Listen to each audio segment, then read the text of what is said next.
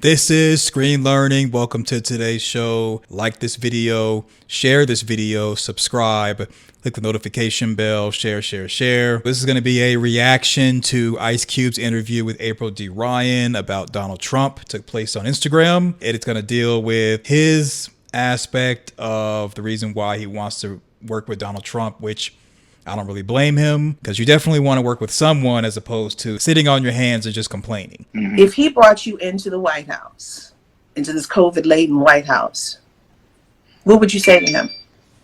Because if you wanted to hear what you had to say to possibly try to gain the black vote, because you know they out there trying to win it and trying to whatever with it.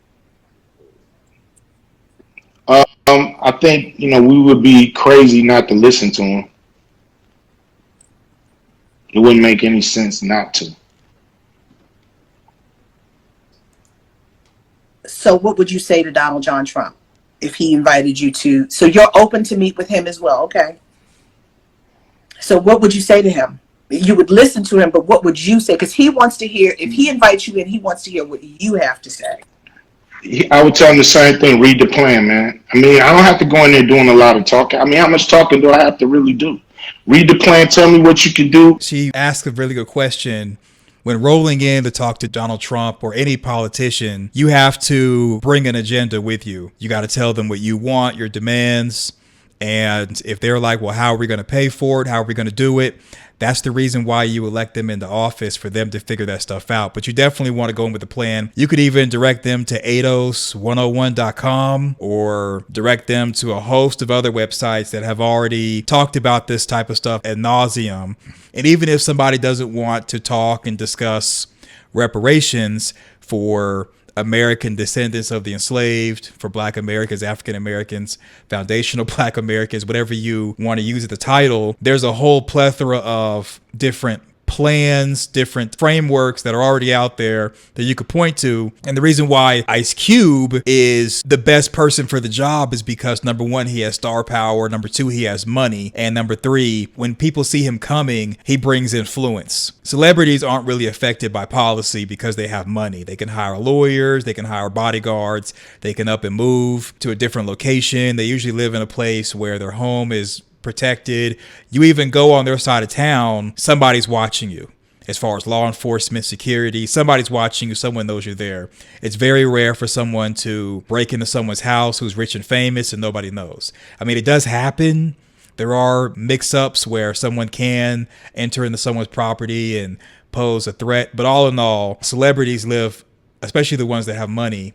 When I mean by money, I mean they're multimillionaires. Celebrities, they live a different life than the regular person like you and I. But he would be a good person to open up a door and present something that's already existing. He could do the same thing that Kim Kardashian has done with the incarceration system to help a lot of people obtain freedom. He definitely shouldn't go in there just like, well, what's your plan? And, we can kind of discuss it. No, even if he goes in with a notepad full of different bullet points and he could read the bullet points or read the script, he needs to not sound indecisive when talking to a politician. You can't do what you don't want to do, and let's talk about it. That's so it. You know he doesn't read. He doesn't read. Well, if he don't read, he asked out. Somebody got to read. Somebody got to read. Maybe Jared. All right. Well, and see, just Ice Cube wanting Donald Trump to rely on someone else reading if he's not going to read.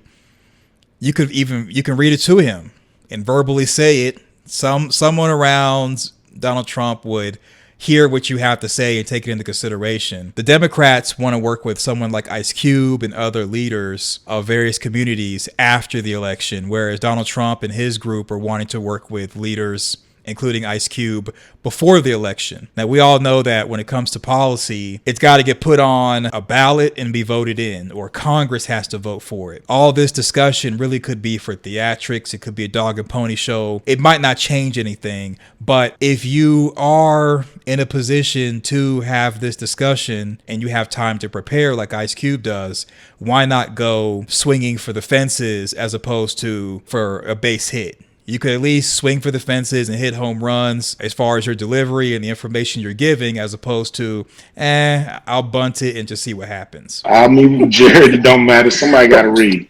Whoever read, I meet. You know, I am so honored that you wanted to talk to me, and I appreciate you. And everyone has a story, and I listen to people's story, and it's not about me agreeing or not. The only thing I say as a Black woman is that I say vote, vote, vote, vote, vote. As I'm quoting Beyonce, like your life depended. Yes, definitely go vote. I voted today. Definitely go vote, because if you're a person who's complaining, if you're a person who's like, woe is me, you see a lot of things that are wrong in the system, and you're not even trying to do something simple as vote, you really have no reason to complain, because when it boils down to it, the first step to creating change is voting for people who closely align to your self-interest. The second thing is doing your part to influence policy and laws, especially when a politician comes to you and is like, hey, I want your vote. Even if he or she is not responsible or not at the level that can do anything to meet your demands or your requests, telling them might help them tell someone else, and it just kind of can somewhat maybe go up the line. And again, if you're someone who's pessimistic and you're like, well, in the past, we haven't done X, Y, Z, then you're pretty much not a part of the conversation, and you're just not someone who needs to really have a seat at the table. On it. But at the end of the day, I appreciate you. And I got to ask you a question. Well, I'm going to let you close out. But before that, my brother wanted me to ask you a question. My brother, Robert, from Baltimore, he's a Fridays fan. He wants to know, are you guys going to do a reunion? You guys, you know, because of John Witherspoon or something. If we had Black Studios, we'd have it done like that. But since we don't, Atlanta. Well, yeah, that's a great thing. But I'm saying this: the movie is owned by Warner Brothers, so we have to, like I said, I'd be able to grab it from them and do it, but they don't want to do that. So we got an issue here. Well, I appreciate you, and I'm gonna let you close out. It's we got a few minutes, 2 more minutes left, and I want you to talk to America, help them understand all this controversy. I think we have helped people understand, especially Black Twitter, understand where you're coming from. But help them understand. Give, in your words, give them your heart about the community that you're fighting for. Well, I'm fighting for the Black community. We need things across the board done to help us get out the situation that we're in. It's much more than just civil rights. It's economic stability to really become respectable in this country. So, I don't mind voting. Actually, I love to vote, but I think you should hold people accountable. I don't think you should just give them your vote. I think you should make them earn it. And to me, this is a thing that pushes the candidates to really earn the vote, to go further than they, have gone in the past or willing to go right now. We want them to go a little further, and there's nothing wrong with asking for that. Because if they don't think that you want anything more, they won't give it to you, and they'll just move on to the next person they're trying to get to vote for them. So, to me, the ball is in the court of the candidates. So the ball is not in the court of the candidates, it's in the court of the people. I like that Ice Cube is willing to, let's say, meet with Donald Trump and other leaders. However, I think some mistakes that he's making or missteps is he definitely needs something to read off of bullet points so that he's giving specifics, because when you say economic advancement, for example, that sounds good, it briefs well, but you need actual details and figures and information so that when they leave the conversation, you're putting actual dollar signs to what you're saying. He could even have things to hand out, to present, because even though he's an entertainer, because he's talking to leaders and talking to other people about subjects, at that point, he becomes a salesman. He becomes a presenter. He definitely should be handing out stuff. And if he's not going to hand out stuff, he definitely should be reading off things. Everybody has a smartphone, and you can go to ADOS, that's ADOS 101.com. That's ADOS, American Descendants of Slavery. you can go to their website, click on the roadmap to reparations, and you can scroll down and they have some numbers there for you. And you don't have to read off everything, but you can at least give them the website as a place where they can start in regards to meeting you halfway. Because Ice Cube has a name, he has influence, money, and people want to talk to him because he influences a lot of people. It's not really Ice Cube going to that table, it's the politicians coming to the table to talk to Ice Cube. A few clicks on your phone to 8os101.com. That could bring up the information. He can read off of it. They could read along with him and be like, oh, okay, this is a good source. And if they have questions about the website, then they could contact the founders that are associated with the website. There's enough information to where Ice Cube can give a really good handoff and be a good salesperson, be a good presenter, and he can at least present something that shows actual numbers, actual information in regards to reparations. Because when it comes to the White House and Donald Trump, when it comes to, let's say, specifically black people, there's only so much that the White House can do that only affects black people besides reparations. I mean, you can earmark funds for grants, earmark funding for areas that have zip codes that have black people in it, and earmark the funds for black people only. Both Donald Trump and Joe Biden, they currently have on their websites different plans that talks about having money for black community, but not earmarking funds for black people. So that's problematic. And I'm actually going to discuss some of that stuff with Ray Ray, the Awareness Channel, this Thursday. She and I are going to be tackling a couple of issues with the education portion of Donald Trump's website and Joe Biden's website. That'll be Thursday at 2 p.m. Pacific time zone, 5 p.m. Eastern. We're going to be getting into the meat and potatoes and getting into details of the specific plans that both of them lay out and kind of compare and contrast that and have fun with that. I'm not saying that what Ice Cube is doing is bad. It's just that pretty much every election cycle for a president, you see this type of thing where someone's talking about Black America, representing Black America. They come and they say, well, they have all these vague terms, but no one really gives specific details because Ice Cube, he wants to put himself out there, but he's not really trying to be the leader. He's just trying to be someone that's like, what's your plan? And I'll just give you my thoughts on the plan and I go away, as opposed to coming with his own plan or presenting someone else's agenda that helps Black people, presenting that, selling that, and helping to bring the politician together with the grassroots person so they can have a conversation. But most politicians don't want to do that. They want to be seen giving a solution, but not actually working on a solution. Do something major for Black America. We got to move furniture.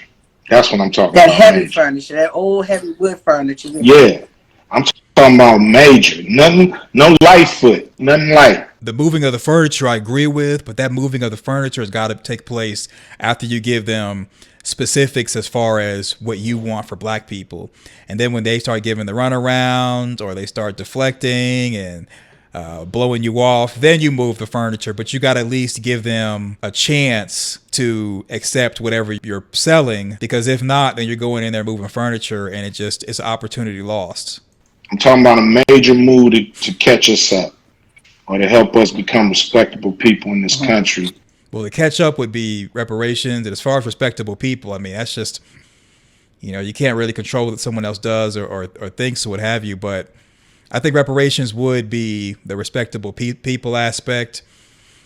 As far as, you talking to the White House or talking to Donald Trump, that would be a step. And then also California, they're doing research on reparations. Everybody does research and they have these reports and they just sit on desks, but I would just present them with some research that's already been completed. So now it's, you either look at this and give us this or more, or we're moving tables and we're throwing chairs. Financially. So I come from a family. He did say financially, April D. Ryan, she's not going to be in the White House. But you never know who's going to be watching an interview like this or any other interview, because when you're just winging it or you just say you just want help for my people are going to be like, okay, well, we can help your people with having money go towards Black communities. But then what ends up happening is the money that's for Black communities or a zip code is a free-for-all. And you have to be in position to get those bids for those government contracts, or you have to be in position to get those grants. And a lot of times people who are already in a black community. They're just not in that position to be able to do that. So they can't move as fast as everyone else. And then it ends up being gentrification, where the retirement age people can't keep up with the property value and property taxes, and they lose homes. Family, both my parents have transitioned this world, but they always taught me about the right to vote. I was from that family that they would take me and my little brother to the polls. When they went, we had the curtains, when you slammed the curtains and you saw them pull the levers. Were you one of those kids from those families? Here's where April D. Ryan messed up. Ice Cube, the last thing he said was financial. Ice Cube was alluding to economics. And now April is almost taking the conversation back to, I guess, the beginning and asking Ice Cube about his history of voting. That's one of those icebreaker questions that you ask in the beginning of a conversation, not when you get to start it, not when you're going towards specificity. So the conversation should have went towards specificity as to what you want for economics and finances, not nostalgia and reminiscing about your days of growing up and voting. And the reason why this is a bad thing is because she just derailed her own interview. This would have been a great time to get to push him to say certain things and maybe even guide him. That way, the next time he does have a conversation with someone, he can give a better interview and to give more specifics that can help people who are more grassroots and have specificity, have details, have facts, statistics, numbers, reports. They can go behind Ice Cube, slip in the door that he's creating, and they can say, well, here's 8OS 101, here's this, here's that. By April D. Ryan shifting him away from specifics, now, we got more time left in the interview. Maybe he might come and say, go back to finances and economics, but she's wasting time at this point. There's no need for an icebreaker conversation for the nostalgia of voting. It should be pressing him to go deeper and deeper with details to get more information, because you never know who's going to be watching these things. Nah, I wasn't really, I wasn't one of those kids from one of those families, but I would see my mother and father leave out the door to go vote, when I was younger. I didn't want to go with them back then. You had other things. And so, but I knew the importance of it. I would love to run out and tell everybody to go vote for, the candidates that everybody want to see win. But they got to step up to the plate too, And this is the moment. There's no better moment for us to ask for a major ask. And these are things that we should have been getting. If you read the contract, you'd be surprised that a lot of that stuff wasn't happening already, and it's not. So, do the right thing, and they'll have Ice Cube as a cheerleader, and not, as a fly in the ointment. As you say. So, give them the contract, the website for the contract with Black America again, so they can look. Because I want you guys to read this. It is important to know what's going on. It is so important to know what's happening, what's at stake, and your vote, what your vote means. And this is a transformational moment. If there's an ask now. Yes. You can go to cwba.world. April, you're the best at cutting through all the BS and getting to the meat. That's why you called. So I appreciate you. Yeah, I appreciate you. Taking my call and accepting this interview, so I can have some clarity. Because let's tell people the truth. Because I didn't even believe what you. I said, "Are you sure it's him?" I said, "I met him," and I said, because I get I get crazy calls all the time, and I was like, "Put him on the phone." He's like, put him on video, and he said he wouldn't put himself on video. He said, "It's me," because remember when we met? I said, "Oh yeah, it's you," because everybody doesn't know when we met. So yeah. But I appreciate you. I respect you. I respect everyone who comes on. I respect you for challenging the system. And I'm not equating him to Dr. King, but when you challenge the system, when you go against the grain, this is democracy. It's all to make it better. Yes. We the people, Ice Cube, we the people are working together to still form a more perfect union. We're in growing pains. It's not perfect yet.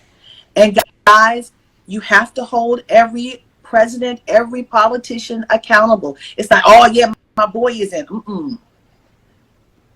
You may agree. Yeah, it's all about political will.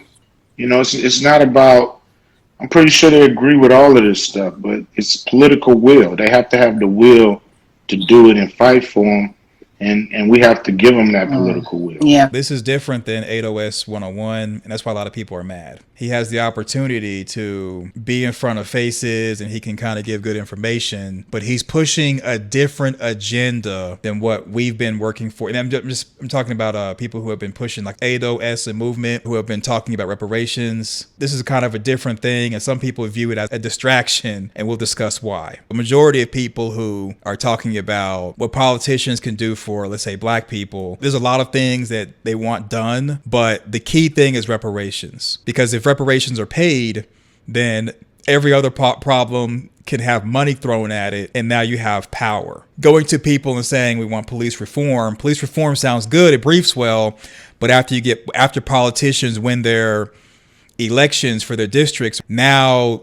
everything you wanted is pretty much on the back burner. You got to get them to promise stuff before they take office. That way, once they do take office, you can say, you didn't do this for us, you didn't do that for us. And now we're going to vote for people to go into Congress who are going to oppose everything you want to do until you get our agenda passed. Or if the candidate can't be held accountable, you can hold the party accountable. Well, when we voted for your last candidate, we brought up reparations. You all said yes, yes, yes. But then when you got into office, you didn't talk to us anymore.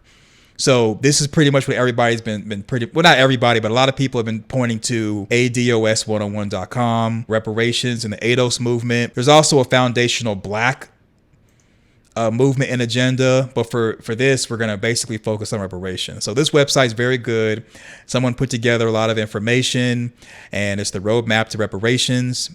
It talks about American enslavement, and it kind of goes into the current time of the 2000s. It talks about how much it would cost for slaves if they existed today, or actually, well, it puts it into today's numbers. So it takes the numbers back in the 1850s and puts it to today's numbers, which would be like, you're looking at $8.4 trillion for reparations. And that is based off of the research done minus the cost of maintenance. Descendants of slaves in America were owed $1.4 trillion. Using an interest rate of 5%, that's $8.4 trillion in today's money, just in lost wages. It's got a lot of great information. It talks about who should receive it, how to pay it out. All the footwork has been done. So because all the footwork has been done, it's better to push someone else's work, give them credit, and get out the way. But what Ice Cube is presenting is a contract with Black America. Okay, so let's look at this and see what's going on. Let's just go to the full contract. Okay, so just to kind of skim through, and I tell you what.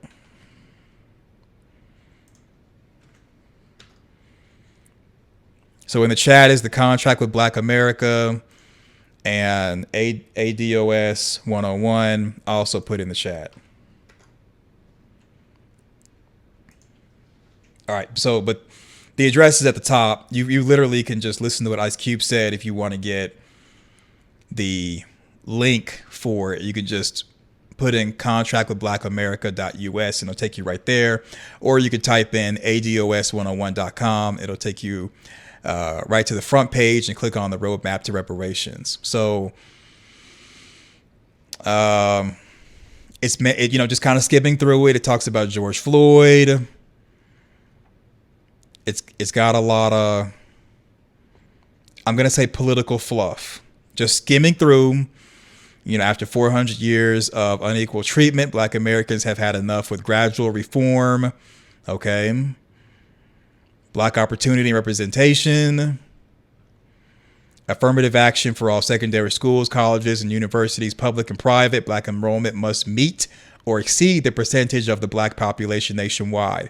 See, now they're presenting stuff that can't really be controlled by a politician or a government. And what I mean is, getting more black people to enroll in a school, but black people already enroll in schools and they have a hard time having a benefit because you, number one, you have loans, and then you may have it too where someone gets a degree and they can't get a job in their field. And you could say because of systemic racism, for example, okay, if you want to go that route. But here's the thing. Here's the thing about it.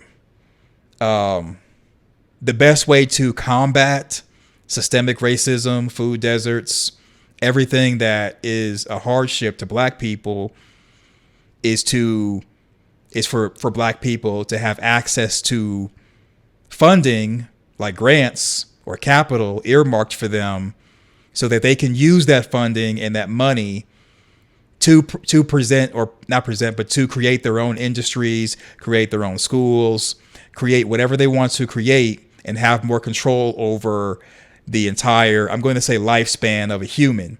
So it doesn't make sense for you to put money into schools and then you have, let's say, smarter black students who graduate from high school, and then some of them go to college, some of them join the military, some of them join law enforcement, some of them start their own business. Well, if they're having to compete against people who have an advantage over them, then what happened in school doesn't really matter because there's still disadvantages when it comes to society. And you could pass laws about equal opportunity, but even if you have a certain percentage of people who are black in your organization, they still can be faced with racism. Or let's say if you earmark grants for black people to start a business, if there's issues in the black neighborhoods where they're trying to conduct business, such as proximity crime, also you may have the bad apples when it comes to law enforcement. There's a whole lot of different possibilities and what ifs that can ruin the pipeline of having a better way of life. So the contract with Black America,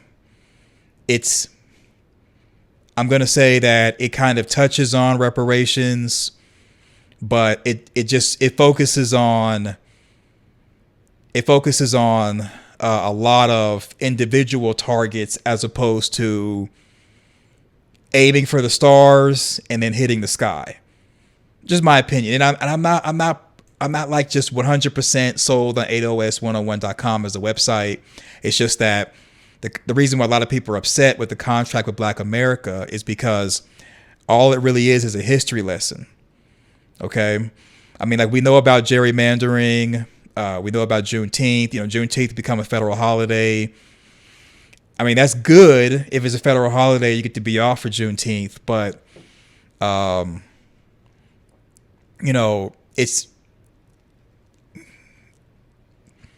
it's kind of like when they gave Martin Luther King Jr. his birthday as a federal holiday. Having Martin Luther King Jr. Day as a federal holiday is good, but it doesn't really do much for you. Now you might say, well, no, I like to have that day off from work. I get to relax. Okay, you get to relax, but you're going right back to work, right back into your same situation. So it's small potatoes. And then even here, where a formal admission and apology to Black Americans for past wrongs. Well, they've already done that with the kente cloths, and the Democrats took a knee with the kente cloths, and you got people at the Black Lives Matter rallies washing feet. So they do stuff like that. And what I mean by they, I mean like people are doing stuff like that. Americans are washing feet, wearing the kente cloths. They're doing whatever it takes to vote collectively. Massive bank lending and finance reform for qualified Black Americans. See, that right there, we already have stuff like that. Most people who come from low economic situations or impoverished conditions that they're born into, they're not going to be qualified. Rates on Black loans federally from banks to be same average rates as whites. They already do stuff like that. This is addressing problems back in the 1950s. So far, I mean, you know, I got it. There's a lot more to unpack with this, but a lot of these are answering problems that existed in the 1950s.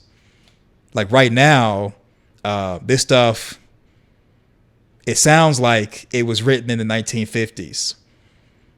Because if you're doing a contract with Black America, it should put it to where, like this is how I would write it. This is how I would write it. I would include, you know, why you pay reparations and what benefit it would have for those who are paying it. And if you're gonna, you know, I would take out for qualified Black Americans, and I would put for Black Americans, Federal Reserve to allow a one-time interest-free loan for home ownership. And then I would put why you do it, because it's like you're negotiating. So it's what we want, and then here's the benefit for you why you should do it, not for qualified Black Americans. Because if you put for qualified Black Americans, what's the criteria to be qualified? Well, we already know this. This is the reason why people are upset with Ice Cube, because he's pushing this, and you know, I mean, free all prisoners from marijuana possession. Okay, that's something good. I know you probably can't see that because this is real small. Sorry, that's the best I can do with the text. Sorry about that, y'all. I'll just have to do a bunch of reading. You know, eliminating 3-strike laws, eliminating laws establishing mandatory minimums, free all prisoners from marijuana possession. That's good. Okay. That's good. Free nonviolent offenders incarcerated for 10 years or longer who have less than 5 verifiable write-ups. Write-ups can be challenged and given due process. Okay. Lynching to become a federal hate crime with a recommended federal sentence of life. Okay. But here's the thing about the you know, proving that it's a lynching. Very difficult. It's very difficult to even determine in a court of law something's a hate crime. And then when it comes to like people who are incarcerated for marijuana possession, most people, that's not the only charge. There's a thing called trumping up charges where you may get pulled over for not wearing a seatbelt, but they're going to find a whole bunch of other things. So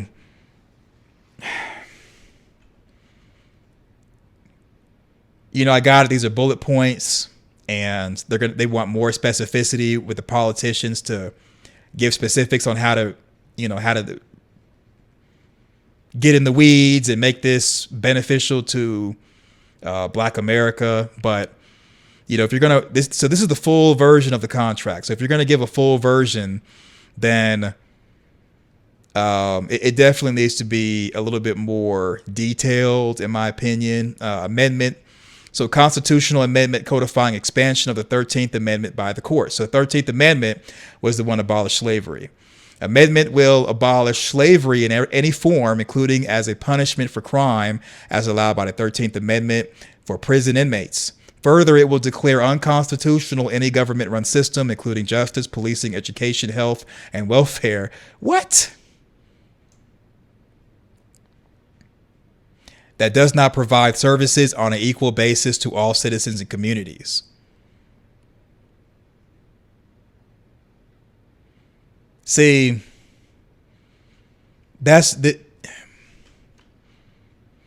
when they started having the mandatory minimums because of stuff like this. And what they would do is they'd have mandatory minimums for everybody, but in order to get you out of a mandatory minimum, if they wanted to save you, they just wouldn't charge you with that crime. Or like, let's say your crime was possession of marijuana. Well, you had the marijuana, but they don't want to charge you with marijuana and have you get the mandatory minimum. They charge you with something different. So so basically you're still guilty of having the marijuana, but the charge doesn't give you the mandatory minimum of like 20 years. So they pick and choose who they give charges to, or you're arrested for a crime, but when it comes time for presenting it to, like the DA may do a deal with you, and now your charge is been bumped down. It's a whole. I'm not saying that the judicial system is bad. It's just that there's still different ways you can circumvent all of these things in this contract that we've read so far. Police reform. Qualified immunity will be eliminated. Okay. Legislation to reverse Supreme Court case Plumhoff versus Rickard, in which the immunity was upheld before legislation is passed. The Democratic Party should oppose qualified immunity when the official party platform is drafted in August. This will pressure mayors to instruct city attorneys not to. No, it won't. No, it won't. I mean, I think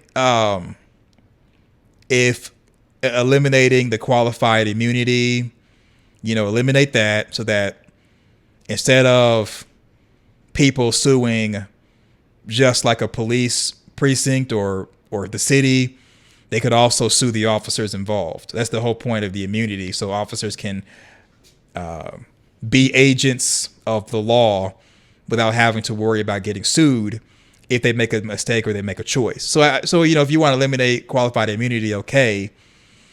However, that would need to be done through Congress. So it just,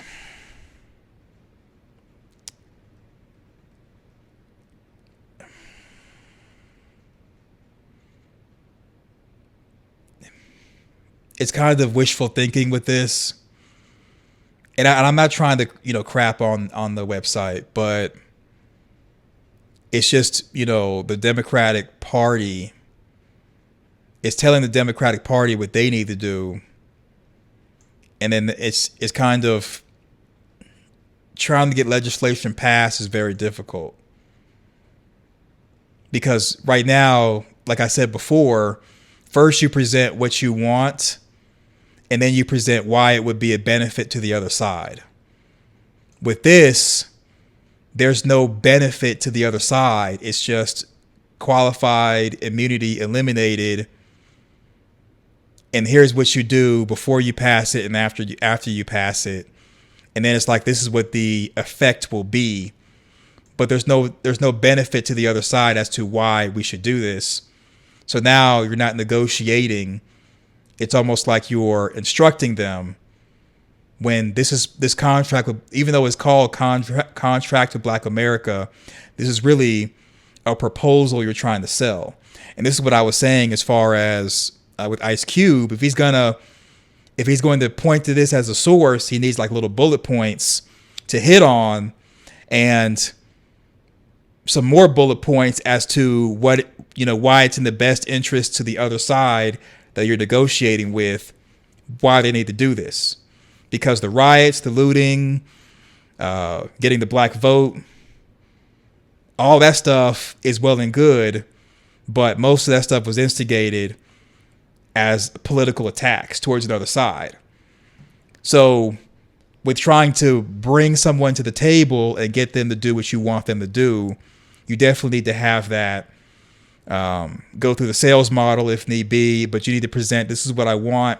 Here's what's in here's the benefit that you'll get if you agree to this. And then you let them either talk you down, or if they just walk away from the table altogether, then you start doing what Ice Cube was talking about as far as turning over tables, throwing chairs, and now withholding vote and doing this, like Puff Daddy was saying, start a political party. You do all that. But all of this is kind of it's very difficult to achieve. Like, for example, police unions can be held liable and sued for shielding bad cops. Well, even the definition of a bad cop is hard to determine. Because now you got to define what is a bad cop. Because just because someone has a whole bunch of complaints against them, those complaints can be pending investigations that are just sitting there. So that bad cop's record may be spotless while all these investigations are pending. And then if you have a blue wall of silence, or you have other bad cops covering for this bad cop, those investigations are going to be thrown out. So it's very, it's going to be very difficult to prove every bad cop. Now, some yes, but it's going to be very difficult to prove the bad cops. So if you're going to use the bad cop term, we got to explain what that is, as far as, defining what a bad cop is. And that way, police unions can be held liable and sued, because they could say, well, we were shielding this cop, but he's not bad. And I know you're like, oh, you're nitpicking, but that's kind of how all this stuff. And I'm just basically giving the reason why a lot of people are upset with Ice Cube, because it's like you're sitting down with Donald Trump, which is good, but you're not presenting anything except for saying, what's your plan? And I want to discuss your plan. And then when it comes time for him to show what he's bringing to the table or representing, he's pointing to this. And it's just a lot of the way that it's worded and what it's not saying. It could easily be stiff-armed and we're back to business as usual. So elimination of no-knock warrants. Okay. They are unnecessary as police can secure the scene. Okay. See that right there. Elimination of no-knock warrants. I mean, putting why they're unnecessary is police can secure the scene without them. So, okay. That that's kind of that's not really something to beat up. I think that's pretty solid. Cam footage, body, and dashboard to be released within a week for incidents resulting in death. So the body cams and even the dashboard footage is maintained by Axon. So the police station has to request for the footage to be taken off of those cameras by Axon, or they have to go to they have to go through certain channels to have that stuff released. So releasing it within a week is a good thing, because then it ensures that people who want the information and need the information get access to it. And that's if the incidents resulting in death, serious injury, or that give rise to charges of excessive force. So to me, that's pretty solid. A week turnaround time, a week or less. That way, the moment something, if law enforcement calls in a bus because they have somebody who is unconscious, or whatever serious injury is, as far as what a medical doctor will determine, or someone passes away, they can, when they start to do their report, they can go ahead and get the paperwork together to have the body and dashboard cam released. So I think that's pretty good. So some of these are not bad. Loss of pensions if convicted of a felony or greater while on the job. Well, getting somebody with a felony is hard. So I think we should lower it, like less than a felony, because I think it should be less than a felony, like maybe like murder, or just something where even if someone is convicted of something that's at a lower level, less than the federal level as far as charges, that they still have a loss of pension. But I think that pretty much if you're convicted of something, you kind of have your pension affected. So, but don't quote me on that part. All right, so it talks about different classes dealing with black codes and Jim Crow laws. Okay. Okay. It does talk about reparations. Okay. They should have had this. They should have had this in the front, because right now I'm on page 8 of 22. They should have had reparations in the very front. Okay, let's look at these reparations. Whoa, whoa, whoa, whoa, whoa, whoa, whoa, whoa, whoa, whoa, whoa. Where's the dollar amounts? So I kid you not, this right here is the paragraph talking about reparations. And this is why people are upset.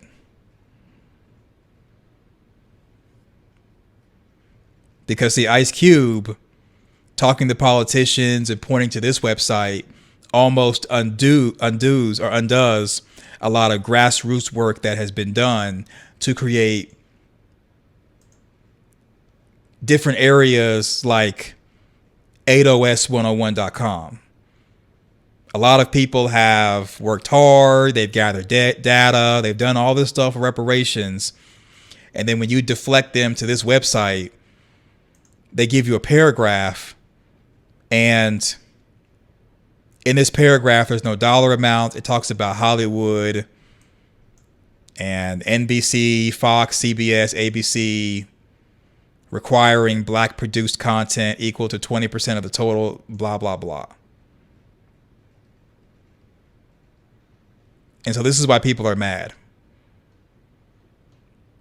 I'm just going to skim through.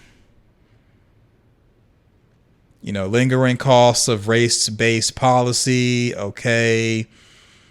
Who should receive restitution? Racial policing, mass incarceration, loss of wages. What are the economic targets?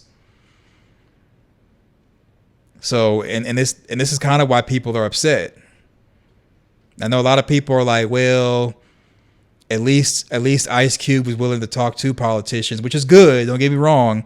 It's good that Ice Cube is willing to talk to Donald Trump and go over the Platinum Plan and to present this other plan, a contract with Black America. But the problem that a lot of people have is that it deflects from a lot of grassroots work that has taken place, and it's a distraction, especially with this. We are real close to election, and we got this distraction. You literally go to ADOS101.com, and they already have numbers like you don't even have to go that far. They got it right there at the very top. $8.4 trillion in today's money just in lost wages. And this is towards the top of the screen. When you go to it, you see my cursor right here on the right? That's my cursor. You don't even have to scroll down that far to get this dollar amount. And then below, it has more things to back up why that number is and who should receive it. You go to the contract with Black America, and it's got a history lesson. I got it. We need the history lesson, but you need it very simple. Well, no, so it's not that it's not Cube's contract. It's the contract that he's pushing, but it's not that his contract needs proofreading and editing, because it's written without error and misstatements. It's just, it needs to figure out what struggle it wants to pick to present at the very top, because there's 22 pages, and not a lot of people are going to go through 22 pages and really take it seriously. They're going to look at maybe the first page, the preface, okay, then contract with Black America addressing racial inequality, and now it's got a history lesson. Black opportunity and representation. Okay, we want a couple of changes. Those changes have holes. And then it's got a bunch of stuff that nobody cares about. Juneteenth becoming a federal holiday, you might as well just make another slave movie. So he doesn't need a PowerPoint. This is already a PowerPoint right here. This is already a 22-page PowerPoint presentation. I mean, the website could be rewritten to be just like 8os101.com, where it's really easy to understand. And you literally, when you start reading, boom, they already got you as far as what you need right there. So it could be written like this, but if they don't want to write it like that, they need to lead. So it's kind of like writing a proposal or a presentation. Your first paragraph has exactly what you want. One paragraph, boom, boom, boom. This is what we want. And then the second paragraph is why it should happen. And then third paragraph is how you achieve it.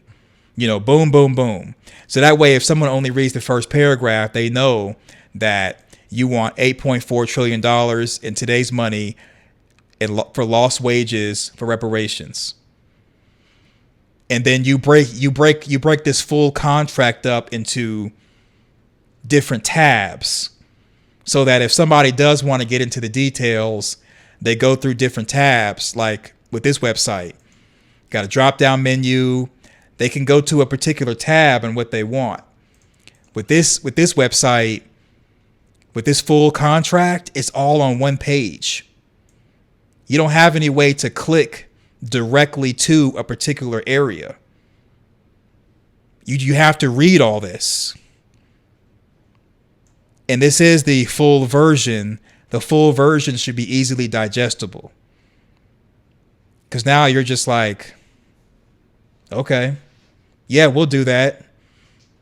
And even if they agree to do this stuff, all this stuff can easily be ducked and dodged. And, well, you told us to do this. This is what we came up with. Nah, you want to make it really easy. PowerPoints summarize the main points. Then links can be the summary is brief, not paragraphs. So, I mean, the summary could be just one paragraph. That's what I mean by brief. Like 3 paragraphs. The first one can summarize exactly what you want, which should be reparations. But if you don't want to shoot for reparations, it could be basically most of the stuff that is wanted in the first paragraph. Second paragraph is how to obtain it. Third paragraph is why. I know I said it a bit differently the first time, but you could say what, how, and then third paragraph is why. And then this other stuff, this fluff and history lesson can be separate tabs. That way, if somebody wants a history lesson that they already know about, or they want more clarification, or they don't know about it, they can go through tabs and get the history lesson, and then boom. Because most people have a short attention span, especially if you watch the congressional hearings. A lot of them, it's almost like they don't watch TV, they don't use the internet. They're just a bunch of old people. Okay, and I don't mean to be ageist, but they're just a bunch of old people. And you gotta break it down Barney style. And if they have questions, then you answer their questions and give them clarification. But a lot of them, if you hit them with all this, which is basically a fire hose, they're just not going to be listening, or they're going to just vote no and be done with it. But if you make it more concise, less fluff, less history lesson, less of what is needed. Like, for example, this contract with Black America strikes at the heart of racism and presents a blueprint to achieve racial economic justice. It was written in the backdrop of the killing of George Floyd. See what I'm saying? A preface. Dude, why do you need a preface? You're like, someone's going to read the preface and maybe a contract with Black America. They're going to read this and they're going to think that this is the contract, because you have this subsection as a contract with Black America addressing racial equality. Then you have Black opportunity representation. So they're going to think this right here is the contract. This is the preface. This is what I need. I got it. And they're going to just They're going to go on to the next agenda item. All right, I'm done complaining about structure, because you all might be like, well, if you edit it, no, yeah, if you edit it, that's fine. But the problem is, this is not bad or it's wrong.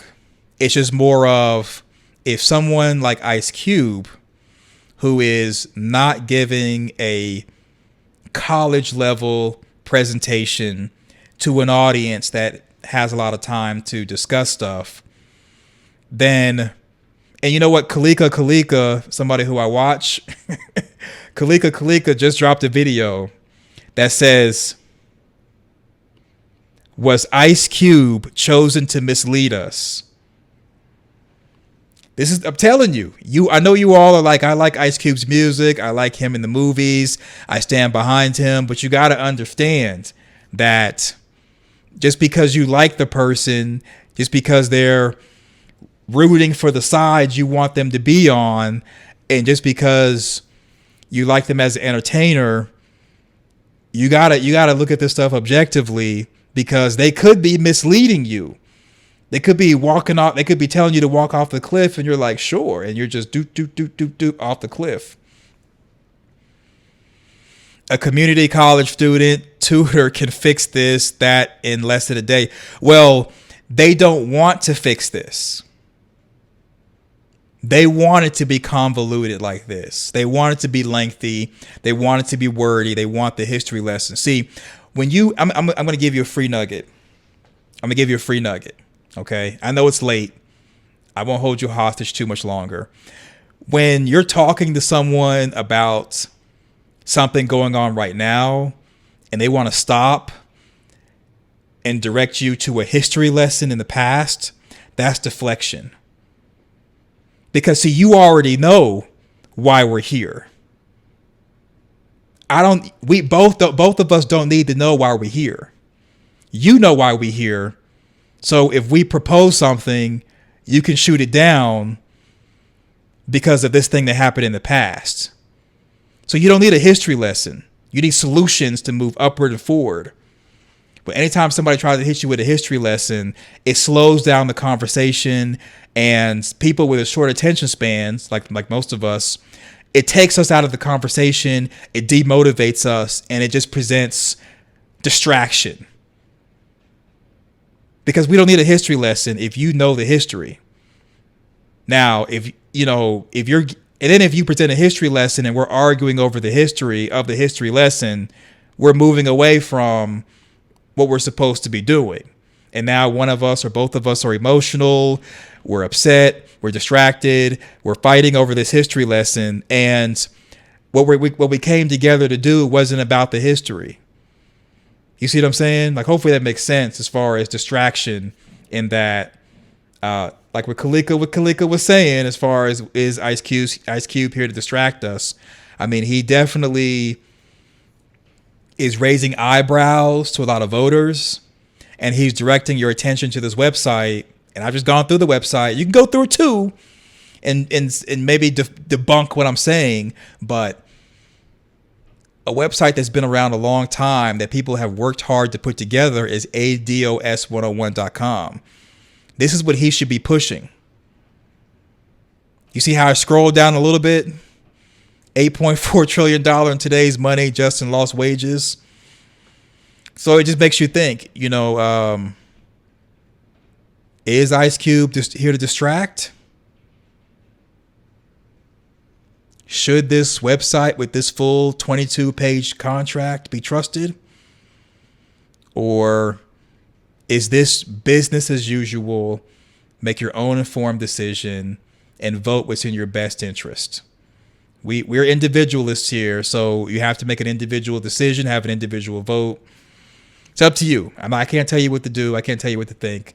This is my opinion on going through the contract with Black America, hearing Ice Cube with his interview with April D. Ryan, and she even tried to take him off the course, talking about your early days of voting when he started mentioning finances and dollar amounts. Hey, you decide. So that's the video. Let me know in the comment section your thoughts. Thumbs up the video. Share to your social media. My name is CK. I am reporting for the Black Balance Network. Until next time, I'll see you in the next video. Thanks for watching. Go forth and do great things.